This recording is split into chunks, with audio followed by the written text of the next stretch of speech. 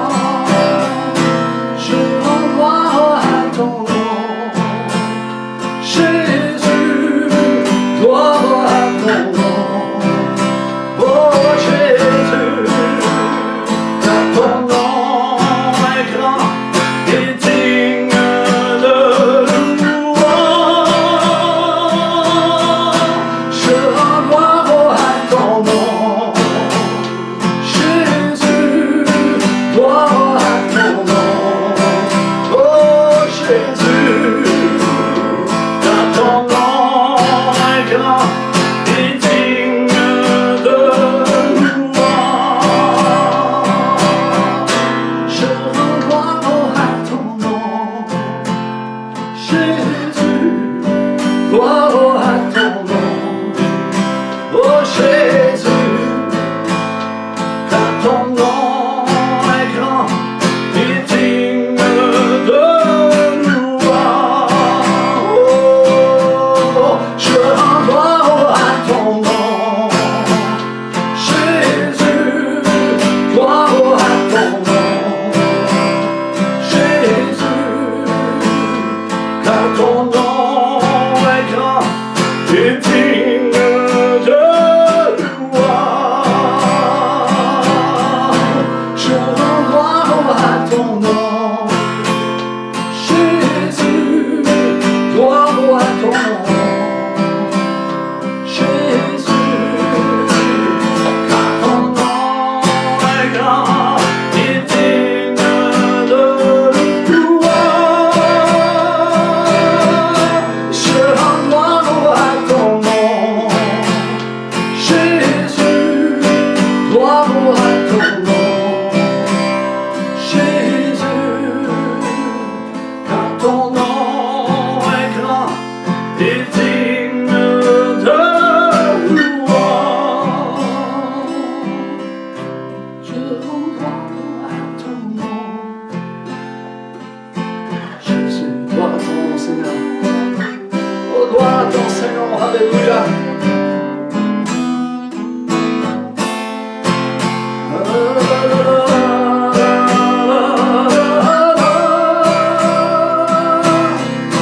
Je rends gloire à ton nom.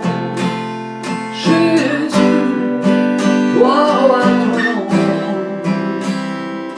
Jésus, car ton nom est grand et digne de louange. Alléluia, alléluia. Oh, gloire à Dieu. Maintenant, on va passer au message que le Seigneur a placé sur mon cœur. C'est un message qui est très sérieux, frères et sœurs. Nous savons que Jésus a dit à ses disciples qu'il faut que je m'en aille, parce que si je ne m'en vais pas, je ne pourrai pas vous envoyer le Consolateur. Mais si je m'en vais, je vais vous l'envoyer. Et Jésus a dit dans Jean 16, il dit, lorsqu'il sera venu, il vous convaincra de péché, de justice, de vérité et de jugement. Il prendra ce qui est de moi et vous l'annoncera.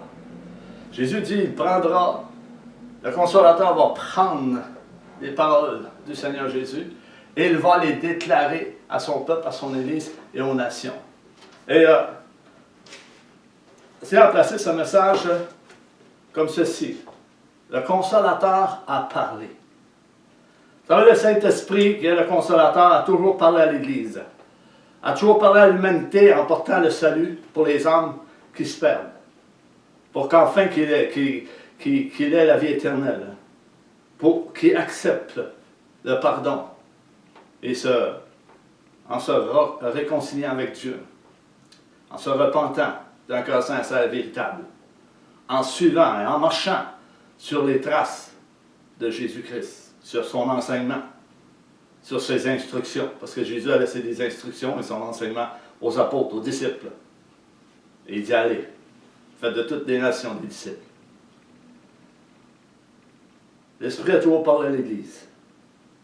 Mais là, il va dire que dans les derniers jours, il va se produire ce que nous voyons présentement. Ce que nous voyons présentement, venez avec moi dans 1 Timothée 4, chapitre 4, verset 1. Paul dit, Paul avait donné des avertissements, de nombreux avertissements à l'Église, aux frères et aux sœurs, à Timothée, à Philippe. Et il dit ici, mais l'Esprit dit expressément que dans les derniers jours, le dernier temps, que quelques-uns abandonneront la foi pour s'attacher à des esprits séducteurs, excusez, et à des doctrines de démons. et à des doctrines de démons. Mais l'Esprit dit, l'Esprit, il affirme que dans les derniers jours, les derniers temps, quelques-uns abandonneront la foi pour s'attacher à des esprits séducteurs et à des doctrines de démons. Et nous sommes dans ces temps, frères et sœurs. Le consolateur va attester qu'il y a un esprit d'égarement qui s'est installé au milieu de bien des églises. Est-ce que nous réalisons, frères et sœurs, est-ce que nous réalisons ce qui se passe dans les églises présentement? Il y a tellement d'extravagance. Pourquoi tant de flafla et de flatterie, de tromperie, de compromis face à l'Évangile causés par certains prédicateurs, pasteurs et chrétiens? Pourquoi tant de flafla, de tromperie, de compromis au milieu de l'Église?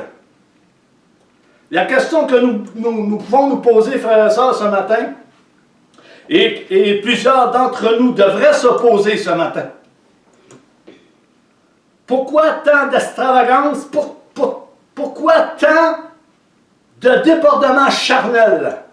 Ne voyons-nous pas toutes ces choses? Ce débordement qui se fait au milieu de l'Église du Seigneur Jésus-Christ en ce moment.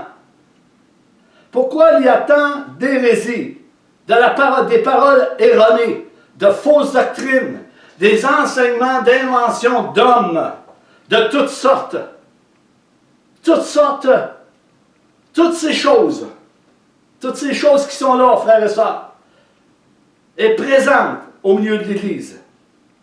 C'est présent au milieu de l'Église. Est-ce que nous considérons ces choses? Est-ce que nous voyons ces choses? Est-ce que nous voyons que le Saint-Esprit donne des avertissements à l'Église? Est-ce que nos oreilles sont attentifs à ce que le Consolateur nous transmet dans ces derniers jours, dans ces derniers temps? C'est la question que je vous pose ce matin. Et que je me pose également. Pourquoi y a-t-il tant d'hérésie, de paroles erronées, de fausses doctrines, des enseignements d'invention d'hommes, de toutes sortes, des programmes qui sont absolument pas dirigés par le Saint-Esprit, mais maintenus par le contrôle des hommes charnels? Maintenus par des hommes charnels, car ils ont quitté le rang qu'ils avaient au tout début. Comme les anges dans les cieux ont quitté le rang qu'ils avaient au tout début. C'est pareil pour l'Église. Plusieurs ont quitté leur rang du tout début de leur conversion pour entrer dans ce chemin d'égarement. De toute parole, des hérésies, des enseignements erronés, des enseignements qui vont toucher la psychologie.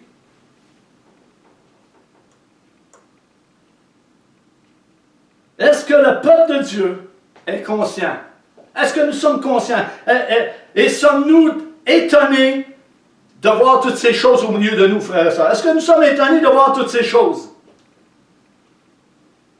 Est-ce que nous réalisons que cela est bien installé au milieu de l'Église présentement? Au milieu de nous, frères et sœurs, est-ce que nous réalisons que cela est là, présentement? Dieu nous avertit. Et c'est sérieux ce que je vous apporte ce matin. Dieu nous avertit. Il veut toucher notre cœur. Il veut toucher le cœur. Car c'est le cœur qu'il veut, le Seigneur. C'est notre cœur qu'il veut. C'est un cœur brisé, c'est un cœur contrit, c'est un cœur qui est totalement à lui. Sanctifié, mis à part pour lui. Pour le servir lui seul. C'est un Dieu jaloux, frères et sœurs.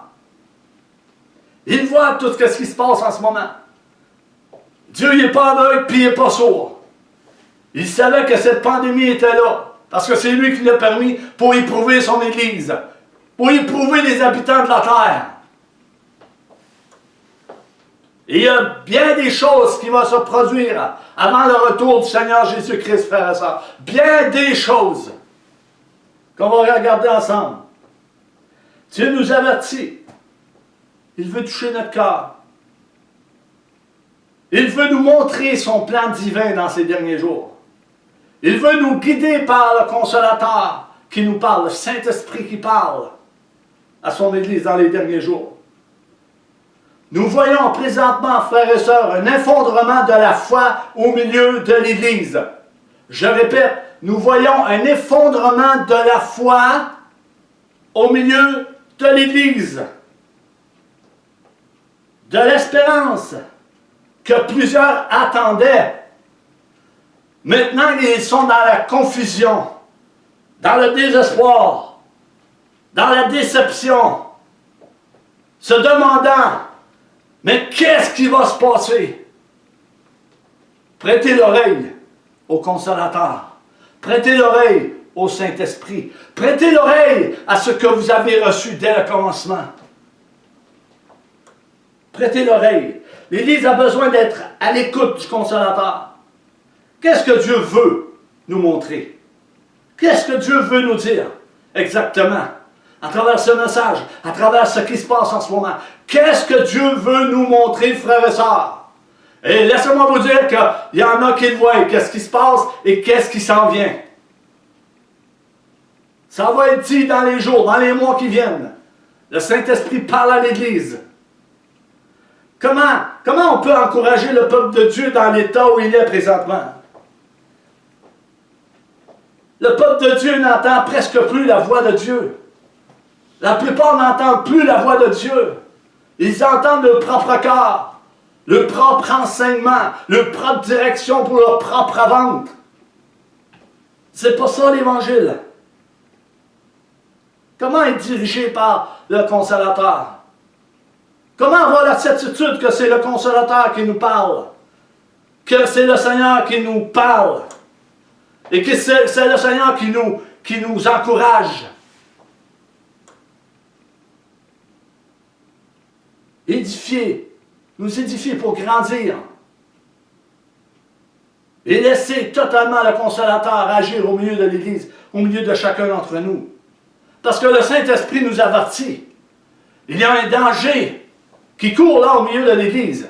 Il y a un grand danger qui court au milieu de certains frères et sœurs, au milieu de l'Église. Plusieurs refusent d'entendre la parole prophétique de Dieu. Ils refusent l'Évangile du Seigneur Jésus-Christ, le vrai Évangile.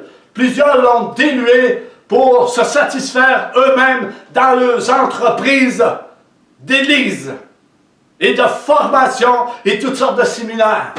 Ils se sont enrichis avec la parole de Dieu. Le Saint-Esprit nous avertit aujourd'hui, frères et sœurs. Le Saint-Esprit nous interpelle aujourd'hui qu'on prête l'oreille à ce que Jésus a enseigné et à les instructions que Jésus a données aux saints apôtres et prophètes de Dieu dans ces derniers jours. L'Esprit de Dieu parle dans ce passage. Il avertit. Il donne des avertissements. Le Consolateur nous prévient dans ce texte, frères et sœurs, que les chrétiens vont abandonner la foi pour s'attacher à des esprits de séducteurs. L'Esprit dit expressément que dans les derniers jours, plusieurs abandonneront la foi et s'attacheront à des esprits séducteurs et à des doctrines de démons. Et ils vont se plaire dans cette direction. Ils vont s'attacher à des doctrines de démons par toutes sortes de convoitises charnelles. Paul dira dans ses épîtres, ils ne supporteront plus la parole de vérité.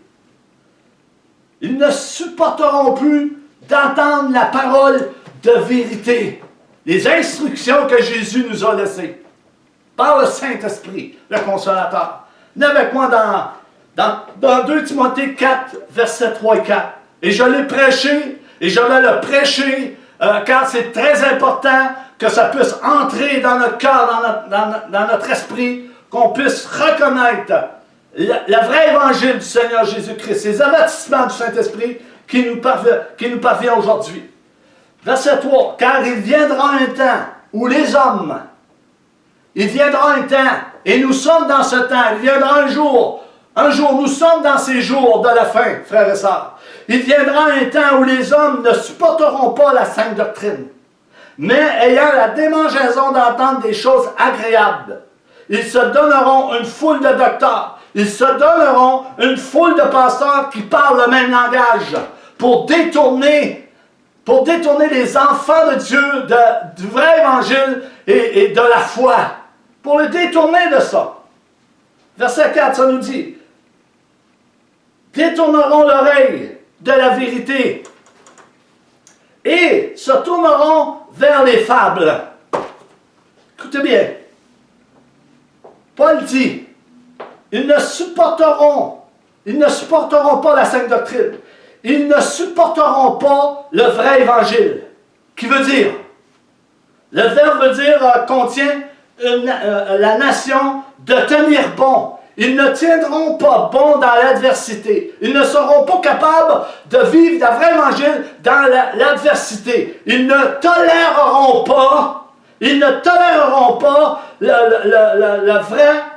la vraie doctrine de Christ, qui est une preuve d'intolérance face à la prédication de la parole de Dieu, face à la prédication de la croix. Ils ne toléreront pas d'entendre les instructions de Jésus qui a formé les apôtres pour qu'enfin qu'ils entrent dans son royaume, pour qu'il ait la vie éternelle. Ils ne supporteront pas, ils ne toléreront pas d'entendre ce que le vrai évangile dit. Ils vont se détourner de la vérité, ils vont suivre des doctrines de démons, ils vont être séduits par toutes sortes de messages erronés, toutes sortes d'hérésies qui tordent la parole de Dieu pour leur satisfaction aux autres, pour leur vente aux autres, comme je disais. Ils vont se détourner de cela. Lorsque Paul dit, ils auront la démangeaison d'entendre des choses agréables. Y a-t-il quelqu'un qui aime entendre des choses agréables? Oui, on aime entendre des choses agréables, frères et sœurs. Nous aimons rire, nous aimons s'amuser. Oui, on est humain, on aime ça, les choses agréables. Hein, vous savez?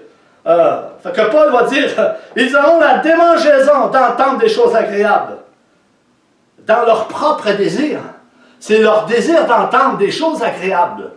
Et ma question ce matin, est-ce que c'est ton désir d'entendre des choses agréables ou bien d'entendre les vérités de la parole de Dieu qui te sanctifie, qui te purifie et qui te donne la vie éternelle pour que tu vives dans le bonheur, la joie du Seigneur Jésus-Christ?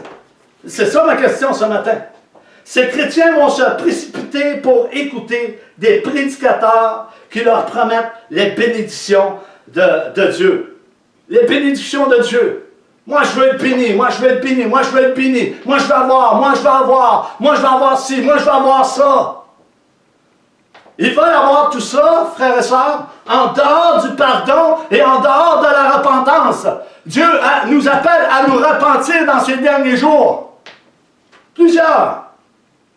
Des chrétiens qui aiment se divertir par des enseignements qui vont leur procurer des sensations agréables.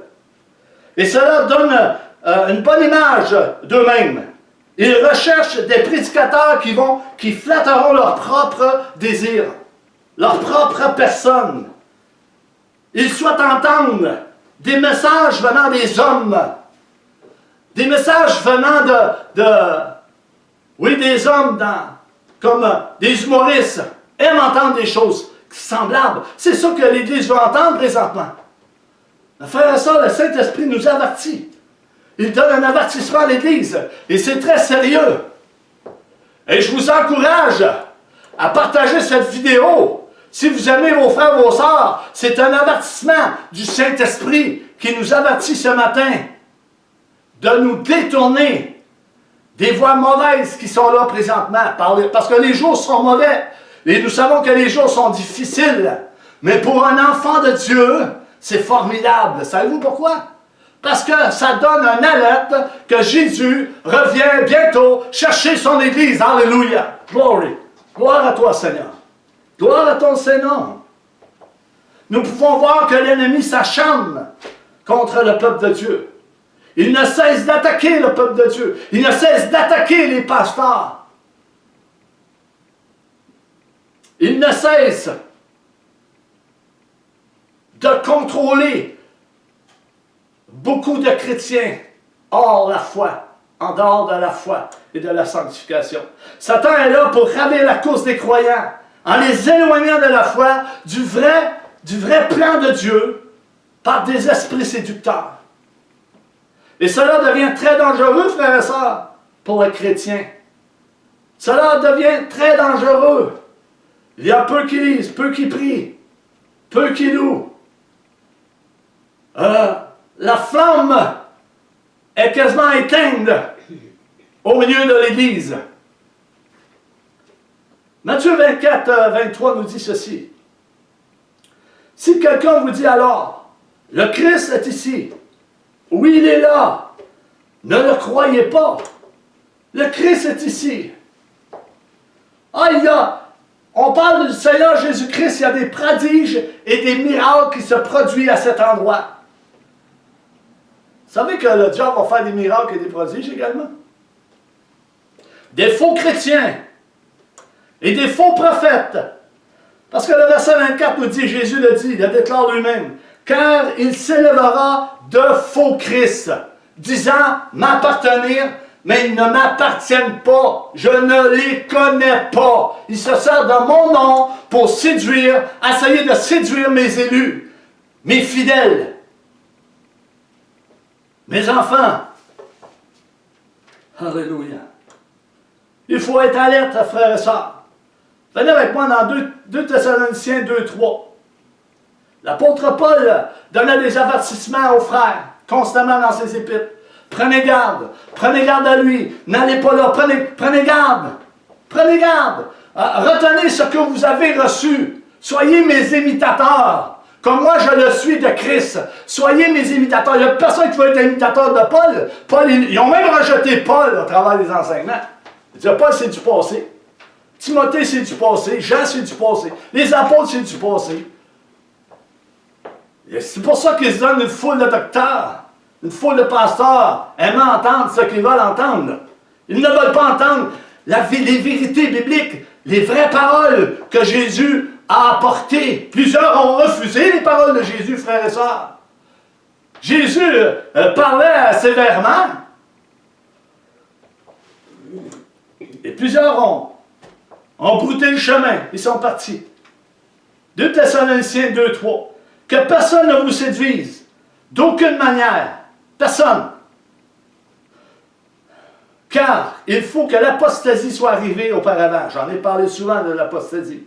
Et qu'on ait vu paraître l'homme du péché, le fils de la perdition. Il faut voir le fils de la perdition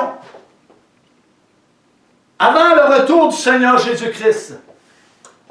Avant que Jésus revienne, il faut qu'on voit l'homme du péché, et il est en train de s'installer tranquillement, pas vite, l'homme du péché. On va le voir bientôt, frères et sœurs. Ne soyez pas étonnés de ça. Ne soyez pas étonnés de ce qui se passe en ce moment au milieu de toute la terre. Ne soyez pas étonnés, Église, de voir tout ça. C'est permis par Dieu. Et bien des choses vont arriver qui vont être permis par Dieu parce que ça fait partie de son plan. Je crois que plusieurs ne comprennent pas la pensée de Dieu et ne connaissent pas Dieu réellement. Même si ça fait 30 ans que tu es au Seigneur, 50 ans que tu es au Seigneur, 60 ans, 100 ans, il y a des personnes qui ne comprennent pas le plan de Dieu. Et le Saint-Esprit nous avertit ce matin. Il nous dit ces choses pour nous prévenir. Et c'est la parole de Dieu qui le dit, frères et sœurs. L'apostasie soit arrivée auparavant, qu'on ait vu l'homme du péché, le fils de la perdition. Satan va ramasser tous ceux qui se disent marcher par la foi, avoir la foi, mais en reniant ce qui en fait la force. En reniant ce qui en fait la force. Le vrai évangile du Seigneur Jésus-Christ. Jésus-Christ lui-même. Paul défendait son apostolat constamment parce qu'il y avait des frères, des faux docteurs qui venaient contre lui pour détruire son ministère. Il parlait contre lui en cachette, en privé, pour détruire son ministère. Et même il faisait des lettres signées de la main de Paul en disant que c'est Paul qui avait dit cela.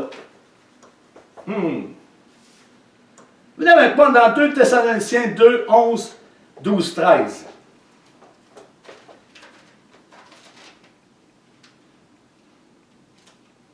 Alléluia. 2 Thessaloniciens 2, 11, 12, 13. On va commencer au verset 9 jusqu'à 12. Comme je disais, l'apparition de cet impie se fera par la puissance de Satan, avec toutes sortes de miracles, de signes et de prodiges mensongers. Et ça, c'est là au milieu de l'Église, frères et sœurs. Et avec toutes les séductions de l'iniquité. L'iniquité s'en va vers son terme. Pour ceux qui périssent parce qu'ils n'ont pas reçu l'amour de la vérité pour être sauvés. Ils n'ont pas reçu le vrai évangile. Ils ont refusé de reconnaître le vrai évangile, de reconnaître ce que Dieu fait au milieu de son Église, ce que Dieu a mis au milieu de son Église, les dons d'hommes. Ils refusent ces choses pour être sauvés. Aussi Dieu, écoutez bien, aussi Dieu leur envoie une puissance d'égarement. C'est qui envoie la puissance d'égarement? Satan ou Dieu? C'est Dieu qui envoie cet esprit d'égarement pour qu'ils croient au mensonge. Parce qu'ils n'ont pas reçu l'amour de la vérité pour être sauvés. Ils n'acceptent pas l'évangile du Seigneur Jésus-Christ. Ils n'acceptent pas les épîtres de Paul. Ils rejettent les épîtres de Paul. Ils ne veulent plus entendre. Leurs oreilles sont fatiguées d'entendre la vraie doctrine de Christ. Ils ont passé à d'autres choses, à des paroles erronées et des enseignements pleins d'hérésie. 12. Afin que tous ceux qui n'ont pas cru à la vérité, mais qui ont pris plaisir à l'injustice, soient condamnés. C'est des paroles assez dures ce matin. C'est Jésus, c'est Paul qui l'a dit dans Thessaloniciens. Il l'a dit à des frères qui étaient là en ce temps. Il a déclaré ces choses. Et les frères aimaient Paul parce qu'il disait la vérité. Il scrutait les Écritures pour savoir si Paul disait la vérité. Les Béréens, ils scrutaient la parole de Dieu pour savoir si il disait la vérité. Je viens de vous lire la vérité. Alléluia. Il est important de voir qu'il y a des avertissements venant du Seigneur. Et cela est très sérieux, frères et sœurs. Très sérieux. Moi, je le prends au sérieux. Très au sérieux. Je médite, je regarde, je cherche la face de Dieu dans toutes ces choses. Je sais que c'est là. Mais plusieurs refusent d'entendre l'Évangile. Il est important de voir qu'il y a des avertissements venant du Seigneur. Et cela est très sérieux, frères et sœurs. L'apôtre Paul avait cette alarme dans le cœur pour l'Église. Il avait cette alarme dans son cœur pour l'Église. Paul avait l'Église à cœur, avait les frères à cœur. Paul a donné tout le conseil de Dieu sans rien cacher. Je suis innocent de tout votre sang. Et moi, je le dis ce matin également comme Paul, je suis innocent de tout votre sang. Parce que j'ai apporté le conseil de Dieu, de ce qu'il m'a transmis, je l'ai transmis. Alléluia. Paul avait cette alarme pour l'Église. Il voulait faire rappeler à Timothée les avertissements qu'il avait reçus, qu'il avait donnés bien des années auparavant aux anciens de l'Église d'Éphèse. Et nous savons que les anciens de l'Église en ce temps ont eu des avertissements de certains prophètes. Je parle de vrais prophètes. Pas des prophètes qui donnent des paroles flatteuses et qui ne discernent pas le péché, parce que le péché prend de plus en plus de place dans l'Église. On appelle ça de l'iniquité qui s'en va vers son terme, vers son apogée, vers sa destruction totale, et c'est Satan qui fait ça. Les anciens de l'Église d'Éphèse. Venez avec moi dans Actes 20, 29, 30. Le verset 29 nous dit ceci. Je sais qu'il s'introduira parmi vous, après mon départ, des loups cruels, qui n'épargneront pas le troupeau. 30. Et qu'il s'élèvera du milieu de vous des hommes, qui enseigneront des choses pernicieuses pour entraîner les disciples après eux. Des choses pernicieuses. C'est quoi des choses pernicieuses, frères et sœurs? Ce qui est moralement nuisible et mauvais et dangereux. Des enseignements dangereux. Des enseignements qui vont éloigner les disciples du vrai évangile. pour les entraîner dans le mensonge, pour les entraîner hors de la foi. Nous, frères et sœurs, nous, entendons ce message ce matin, que le Saint-Esprit nous interpelle. Nous avons la responsabilité de prévenir le peuple de Dieu. C'est pour ça que j'ai dit tantôt, partage ce message. N'aie pas peur de partager ce message. Même si tu trouves que le message est dur pour toi, mais c'est pour ton bien si tu entends ce message ce matin. Dieu, c'est un Dieu miséricorde et c'est un Dieu de sévérité également. Il va reprendre ses enfants parce qu'il les aime. Il va les avertir parce qu'il les aime. Un vrai prophète de Dieu, savez-vous qu'est-ce qu'il va faire? Il va rassembler l'Église du Seigneur Jésus-Christ dans un même lieu, dans un même ordre, un même corps, un même esprit. Il va les avertir, il va les protéger du danger qui vient. Il va les consoler. Il va les exhorter, il va les édifier. Il va penser ses blessures par ce qu'il a reçu, le Consolateur, le Saint-Esprit, par des messages que vous entendez ce matin. Alléluia. Je me glorifie en Jésus-Christ pour ce qu'il m'a donné. Et vous devriez vous glorifier en Jésus-Christ pour ce que vous avez reçu de lui. Parce que c'est une grâce qu'on a eue. C'est un don de la grâce qu'on a eu et qu'on puisse réaliser ça ce matin. Nous sommes rien. Nous sommes rien sans Jésus. À rien. Quand c'est rien, c'est rien. Hein? On n'est rien sans Jésus. On n'est rien sans ses instructions. Alléluia. Nous avons le devoir, la responsabilité de prévenir le peuple de Dieu sur ces avertissements qui est transmis par le Consolateur, le Saint-Esprit, pour les derniers jours que l'Église vivra. Parce que l'Église va vivre des choses qu'elle ne penserait même pas vivre. Dieu met son peuple à l'épreuve par des avertissements comme cette pandémie. Il met son peuple à l'épreuve. C'est permis par Dieu. Dieu contrôle tout, frères et sœurs. On n'est pas Dieu. Ses pensées sont bien loin des nôtres. Et la sagesse humaine est bien loin de la sagesse de Dieu. La sagesse de Dieu, c'est de la folie pour nous. Alléluia. Le Saint-Esprit qui a été donné à l'Église. Pourquoi le Saint-Esprit a été donné à l'Église? Mais pour bâtir l'Église. Pour bâtir sur le bon fondement. Sur le fondement des apôtres et des prophètes. C'est la pierre angulaire, Jésus. C'est le chemin qu'on doit prendre. Un chemin resserré vers la vie éternelle. C'est ce chemin qu'il faut prendre. Même si on trouve ça dur, oui, c'est dur, mais c'est ce chemin. Pensez-vous que Jésus ne l'a pas trouvé dur quand il a fait tout le chemin pour aller chez Golgotha? Il a trouvé ça dur, frères et sœurs. On n'est même pas là, nous. Le chef, Christ, la pierre de l'angle. Et croyez-moi que les prophètes de l'Ancien Testament avaient l'Esprit de Christ en eux. Parce que c'est écrit dans 1 Pierre 1,10. Les prophètes avaient l'Esprit de Christ en eux. Ils cherchaient en quel temps que cela était pour arriver, que Christ était pour se manifester la gloire de Dieu. Ils ont fait une recherche, une investigation profonde pour aller voir en quel temps, parce que les prophètes ont parlé de Christ. Moïse a parlé de Christ depuis le commencement, depuis la Genèse jusqu'à l'Apocalypse, on ne parle que de Christ. Jésus-Christ le Seigneur, le Sauveur de l'humanité. Et plusieurs le rejettent. Il veut nous donner la vie, c'est le pain, c'est la nourriture, c'est notre nourriture pour notre âme, frères et sœurs. Et plusieurs le rejettent, c'est incroyable, incroyable. Oui, c'est dur, je réalise ces choses. Je suis conscient de ces choses. C'est dur pour moi aussi. C'est dur pour vous. Mais restons unis. Gardons la vérité, le vrai évangile. Proclamons le vrai évangile. Arrêtons de suivre des fables et des enseignements erronés de la psychologie et toutes sortes d'esprits qui n'est pas l'Esprit de Dieu. Et on le voit, c'est là. Ils vont vous parler avec douceur.